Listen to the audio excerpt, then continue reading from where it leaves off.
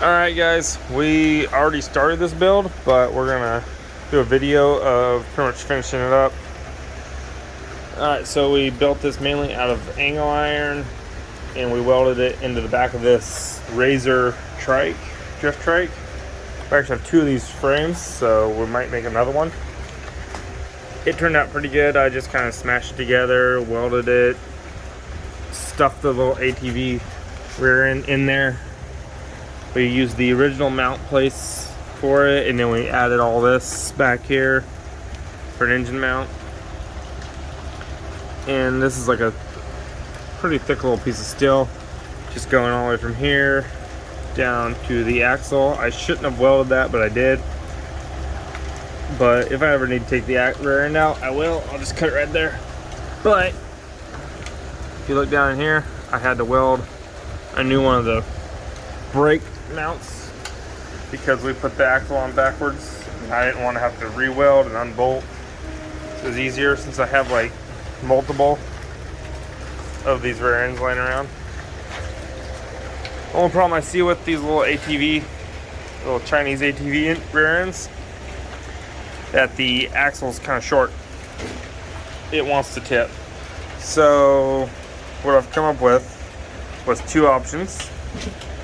We can either make hubs that widen it about, because this tire was like right about here, it would be almost perfect. So we're either gonna make hubs or we're gonna slice the axle, which I'm not sure about doing that. It's probably a bad idea.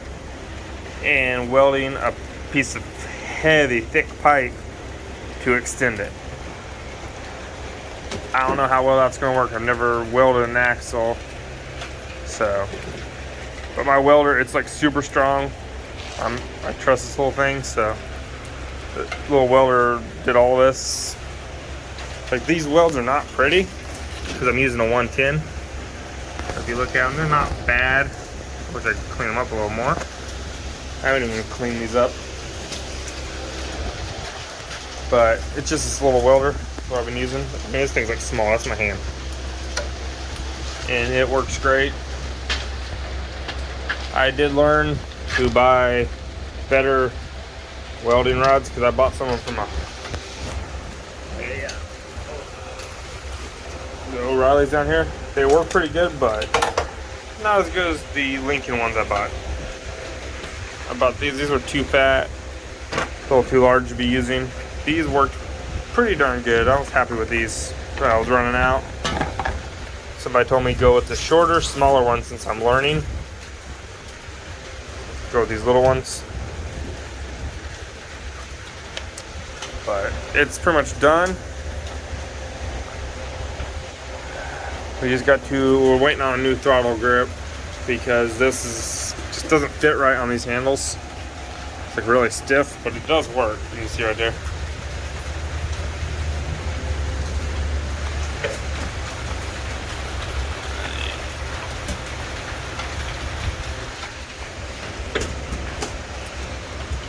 And this is like a Predator 212, and I put a Mikuni, I believe this is a 22 millimeter Mikuni, in just a Amazon exhaust pipe. And then I bought this torque converter on Amazon. I think it's like $80 for that. This is like 40, and these are like 60 something dollars. And then of course the Predator is about 130 right now. So I got a lot of money wrapped up into this little power plant right here. But it slides around the yard even being this narrow, so that's pretty good. You just kind of have to lean into it.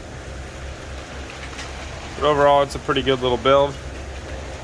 We need to wrap the seat, and then we need to finish painting this up.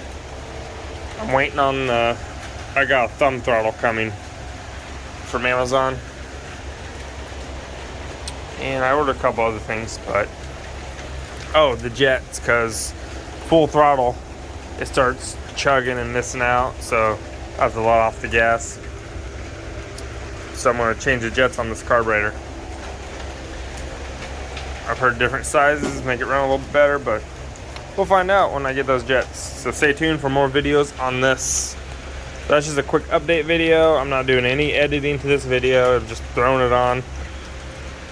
And I might put a video of like the actual test drive of this thing with this clip. So stay tuned for more awesome videos like this. Like and subscribe.